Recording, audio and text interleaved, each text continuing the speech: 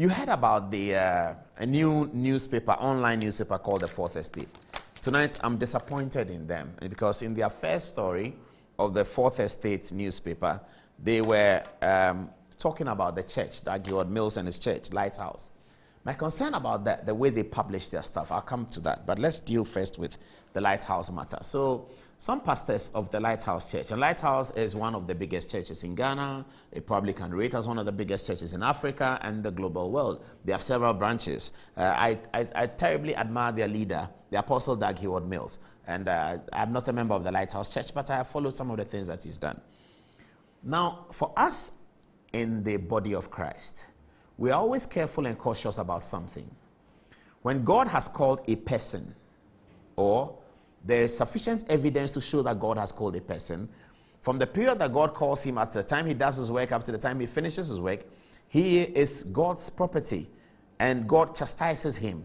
It's not in our place as followers to chastise him. It is God that chastises him. I'll show you two scriptures tonight that lead to that. And those of you who are biblical students, you will know the story of David and Saul. And when they said to Saul, David, that Saul was available, come and cut his head, what David said to them in response. So, but this is for those of us as Christians. This is not an imposition of those of you who are not Christians. You can, I don't know what you believe in, but that's different. This is for those of us who are Christians, who believe in the resurrection, who believe in the fivefold ministry, who believe in the Great Commission, and all of those ethos with which we have been brought up as Christians in the church. When the leader, or if you feel the leader has faulted, you pray for him. If you can't pray for him, you don't come publicly to criticize him. That's rebellion. It is called rebellion. And that's what some of these Lighthouse pastors have done. Now, we have been looking at this story very closely and looking at the angles and weighing it.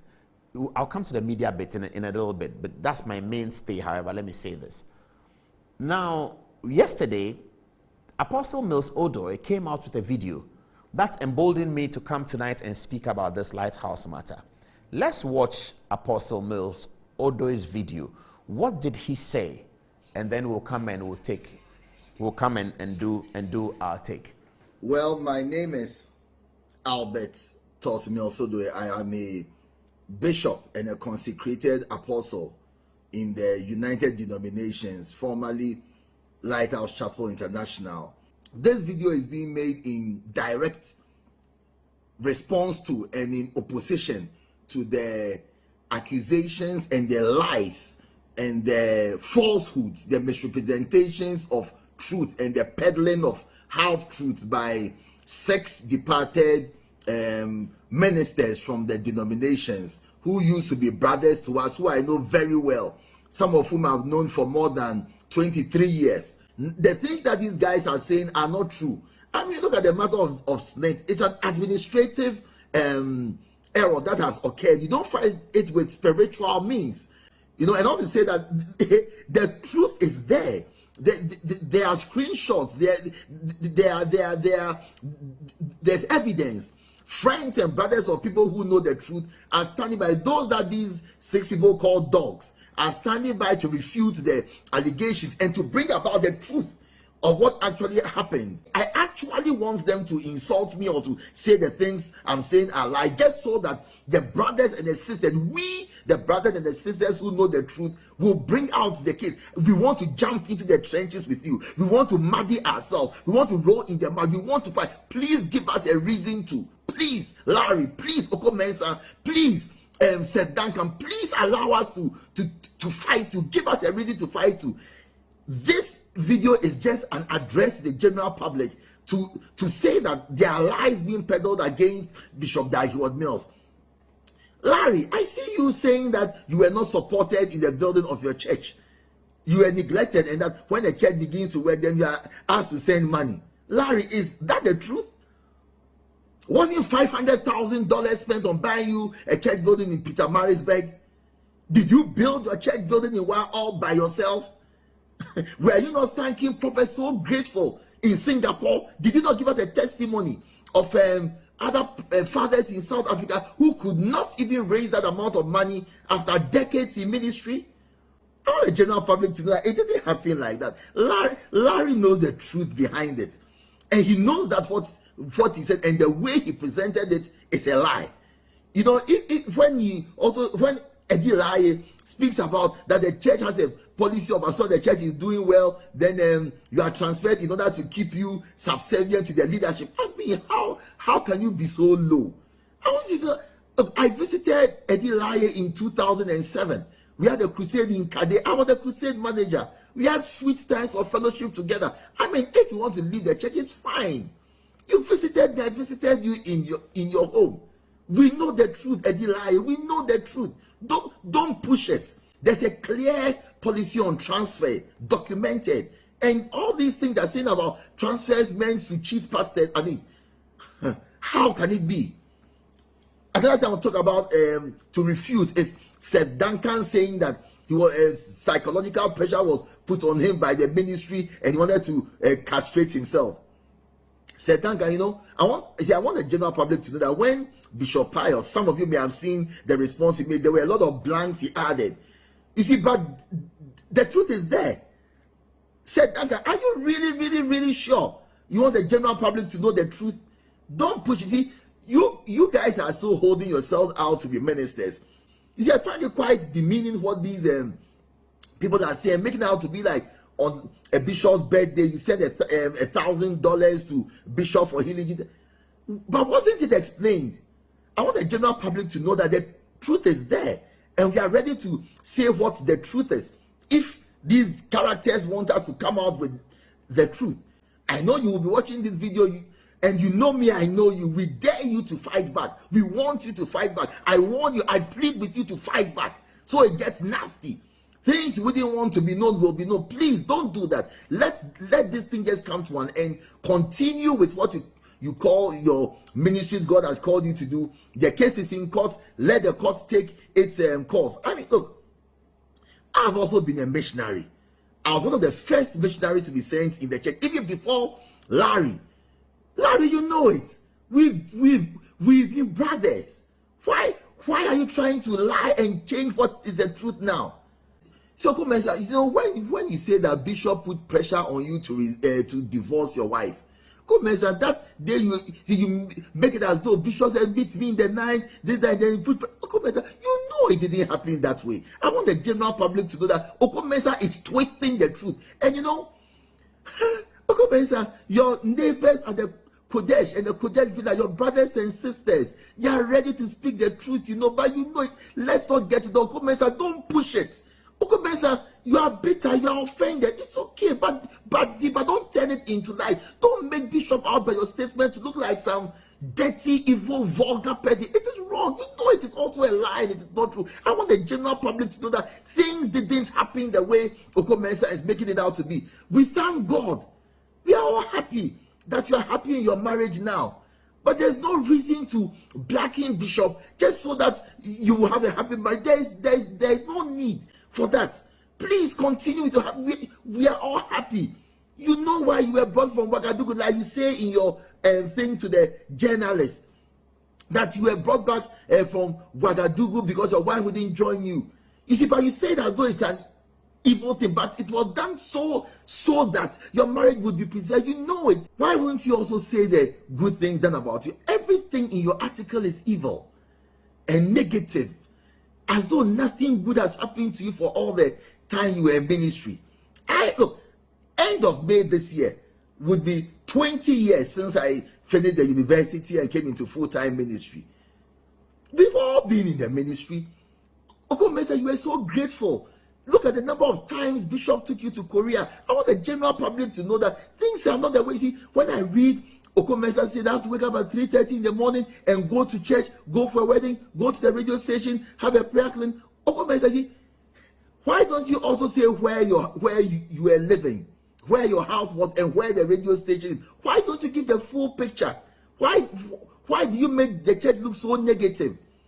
Okomesa, you were so happy. You were playing the keyboard in Dr. Yonggi Cho's church. Think of the number of international trips. Larry, the number of international trips you've been on.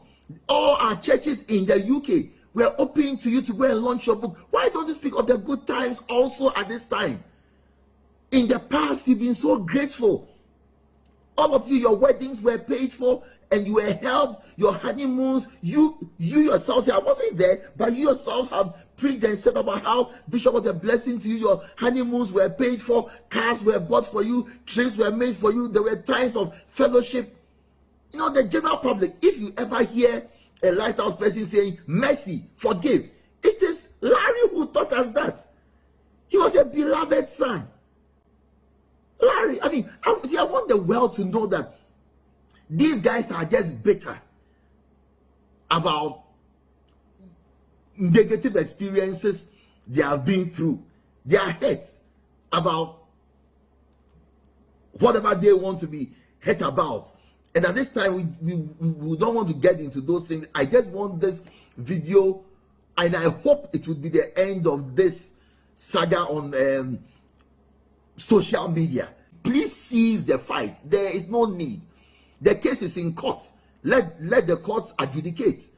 But to bring Bishop before the court of public opinion, you hide behind cameras and insult him. There is no need for that. And as you can see, he has not responded. So I wish you would also end what you are doing. And I want the general public to know that, look, my personal assertion is that Satan has entered these guys and possessed them, just like Judas. And that's why these things are taking place. You know, when you look at the things they said in the past, the things they are saying today, it's so diametrically opposed that the only explanation you can give is spiritual. And that's why there's a spiritual and not an administrative or legal response to it, because Satan has just entered these guys and is using them. It is unimaginable. Nevertheless, I want to bring this video to an end. I hope that this would be the first and the last time I will be addressing this subject. But once again, as I end, I say that if there is a negative attack and response from any of these guys, we will be back here. The sons will be here. The daughters will be here. We'll jump into the trenches with them. Match them boots for more boots. Social media to social media. I wish we don't have to get there, but we are able, ready, willing, and actually will be happy. Okay, so you heard that. You heard that. So that's Bishop Mills Odoi speaking about what had happened. This is Bishop Mills Odoi responding to the rebels, if you like, the rebellious people who want to leave Lighthouse. He's actually making allegations against them. He's saying that they have not spoken the truth. We edited the video that he put on social media, so we didn't show all. Some of his words were particularly very harsh against them. He told them that they're going to match them boot for boot, they're going to be ready for the fight, and they're looking for the fight, etc., etc. We edited a lot of that out. We wanted just to stay with the meat of it. So that's what he said. Okay. So there are these 5 pastors of Lighthouse who are not happy with what is happening. You know, he made the point about they being bitter about one thing or the other. I don't know what it is. I'm not a member of the church, but I'm a member of the body of Christ, and therefore I understand that rebellion is wrong. Rebellion should not be supported. Rebellion is very, very wrong. Now, if you are not a member of the body of Christ, fair enough, you can take your position on it. But rebellion within the context of the body of Christ is wrong, is never endorsed. All the things that we fight, as I said, Satan, principalities, powers, spiritual wickedness in high places, wizardry, witchcraft, all of those things are children of the rebellion. And the Bible said in Revelations that he said, I saw Satan fall from heaven like a light, and 1/3 of the angels were with him. All of that is as a result of rebellion.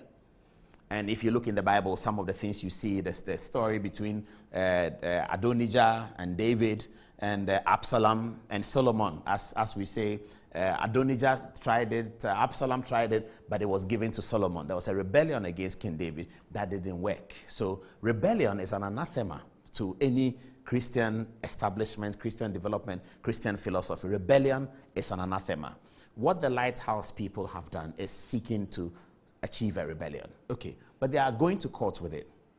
Now, my concern tonight, in addition to what I've already said, is the newspaper, the Fourth Estate, edited by Manasseh Awuni Azuri.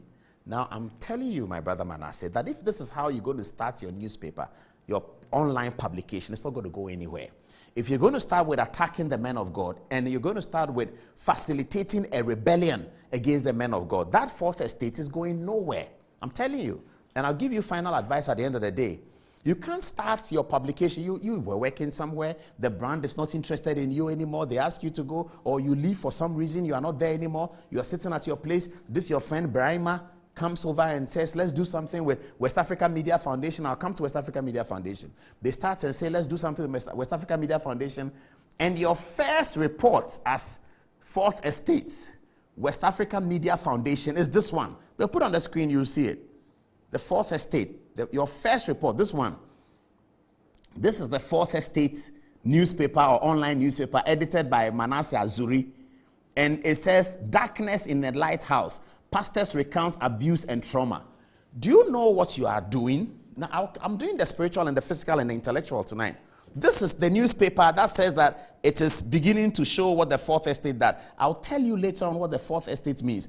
This one, this darkness in a lighthouse, pastors recount. Now, it is the account of some pastors that you are publishing as your first expose of a new online newspaper.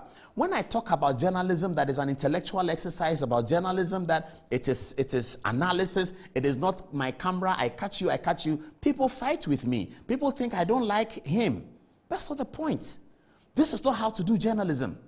But that's why maybe the brand doesn't want to work with you again, and you are working on your own. And the West Africa Media Foundation has an important legacy. It is set up by, what's his name again? Not Bonakum Sin, it is set up by... I remember the name just escaped me. I remember the name. But Kwame Karikari, it is set up by Kwame Karikari of distinction of old. And you, Mr. Brahima, you come and take Kwame Karikari's legacy, and this is what you used to do. This is what you want to use to, you want it to use it to do. This is crass. I keep saying this is crass journalism. If they're going to sue you in libel, is that you publish that some pastors say. Look at the headline, darkness in a lighthouse, pastors recount abuse. Do you have evidence of the abuse? Is that journalism?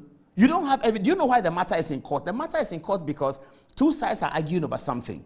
The Constitution makes the judiciary the final arbiter and the umpire in these matters. So when the matter is in court, it stands to reason to your mind as a journalist that there are two sides of the matter upon which the court is adjudicating. But it is journalism of crass standards that will publish at the outset of his newspaper, online newspaper, this kind of story. Nevertheless, forget about joining a rebellion, in which case you have a spiritual problem.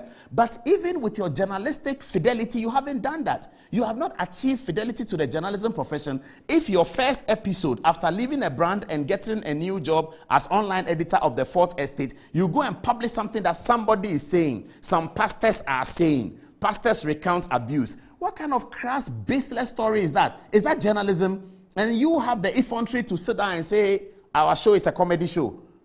Are you serious? This is your journalism. Your journalism is that after 8 weeks at home, you get a new job, first publication, gossip. You see, they are always thriving on gossip because your first publication should have been the analysis of the budget. The budget had just been published when you first published your Fourth Estate. It should have been analysis of the budget. Then you are doing journalism.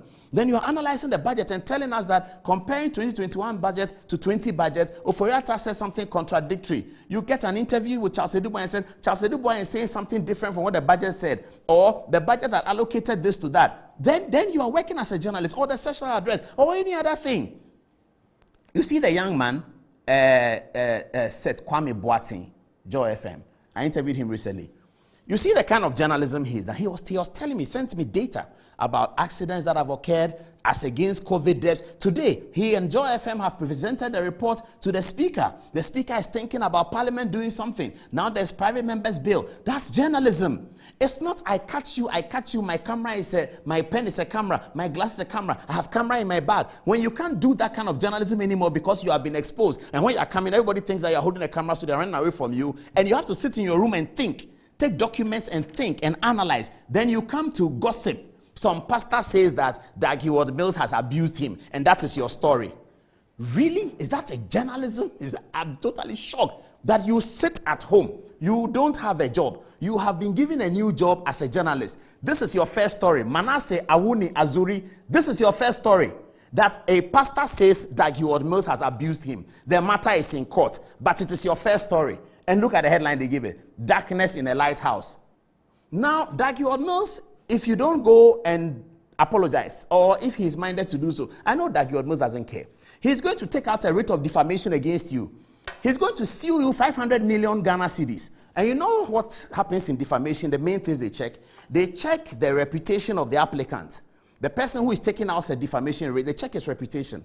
So Dag Mills takes out a writ against you in case he wins the court case with the Senate matter. He takes out a writ against you in defamation. They are going to evaluate who he is and what the Lighthouse Church stands for, and they are going to say 500 million. If you are lucky, the judge will say, okay, 500 million is too much. I'll give you 450 million. You and your Brimer, you will be sued 200 million, and the fourth estate will be dead, to be out. That's your journalism. That's what we've been talking about forever and ever. That journalism is not it's not trickery. Journalism is not trickery.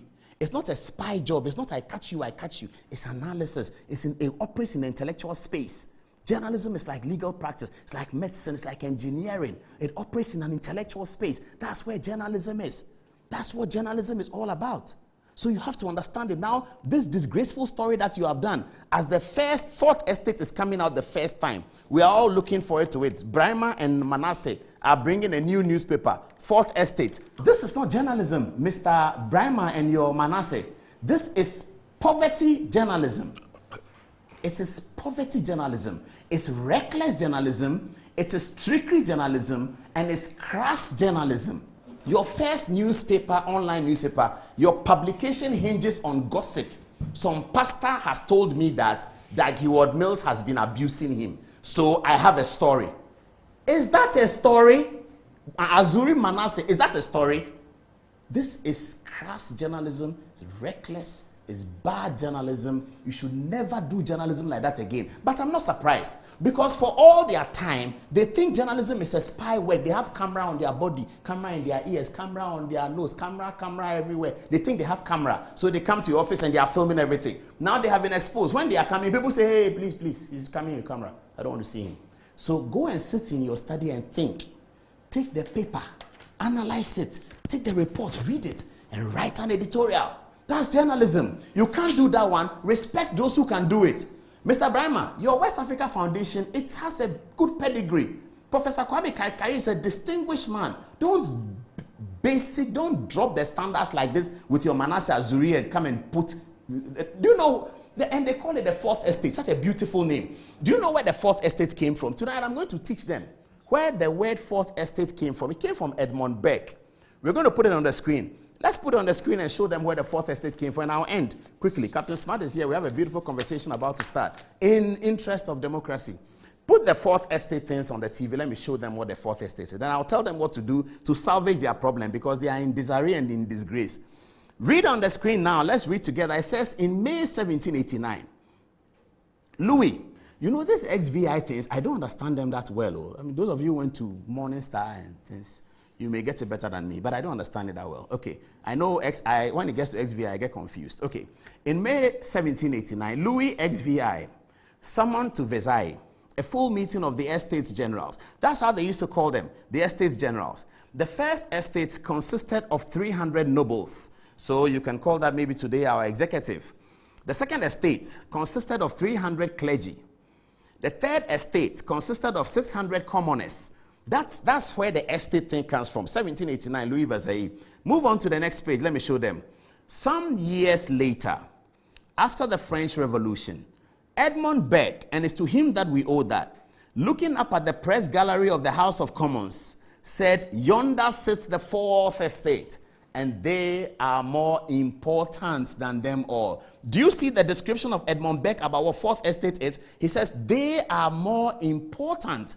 The Fourth Estate, he says, is more important than them all. So you set up a newspaper, you have a beautiful name, Fourth Estate. Don't do crass journalism like that. This is gossip journalism. Some pastor says that Mills has abused me. It is your story. The pastor is in court. He is asking the court to grant their Senate rights to them. He's entitled to do that. It's in court. You don't even understand the matter of something is in court. And then you come and publish it. Darkness in the Lighthouse. Where did you get that from? Where did you get that from? Is that journalism?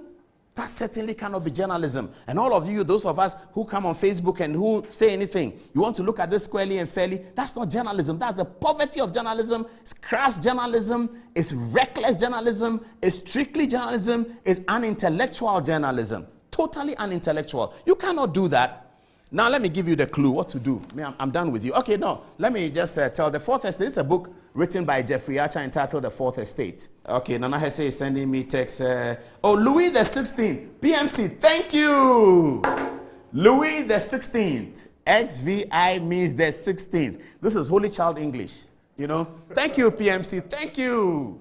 Yeah, Louis the 16th. Yeah.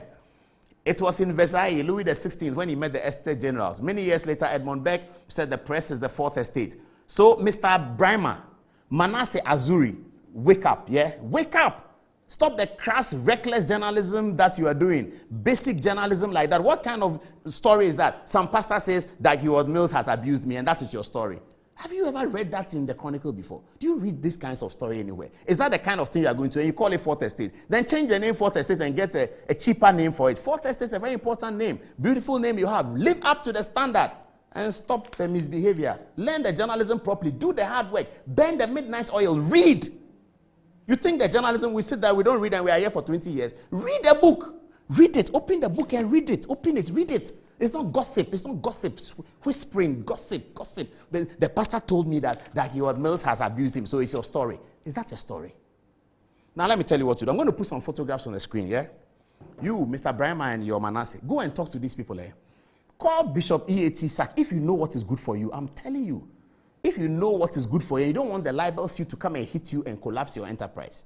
Call Bishop E.A.T. Sack. He's a very nice man. He's the number 2 at the Lighthouse. Go and apologize. I'm not saying go and negotiate. Go and beg. For the crass recklessness of your story, go and beg. Just go and beg him. E.A.T. Saki is the first person you should consider. If you can't reach him, or if he doesn't want to listen to you, because that's a possibility, because of what you have done, it's such crass work that people will not even want to listen to you. If you don't get E.A.T. Saki, get Kakrabedin. If you don't get Kakrabedin, get Edifabin. If you don't get Edifabin, Kwesi Day.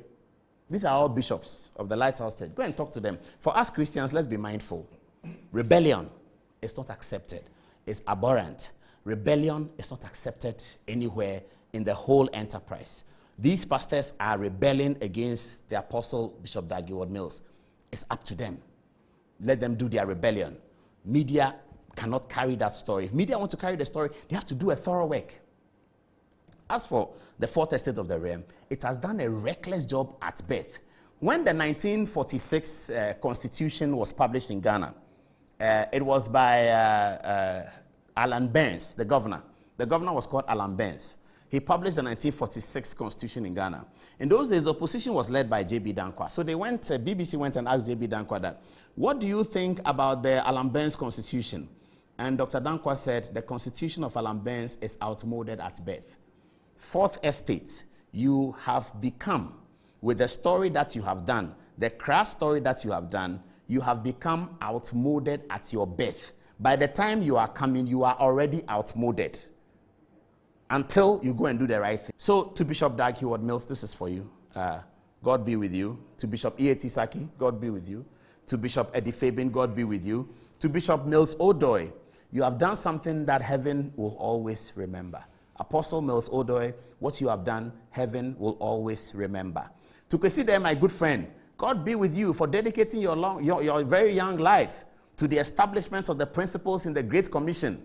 Preach the gospel first in Jerusalem and to the uttermost part of the earth. Kwesi there, you have done well. You and all the young people who have dedicated your life to this cause, you have done an excellent job. To all of you, including Bishop Dag, I give you Alvin Slaughter. Thanks. I give you thanks.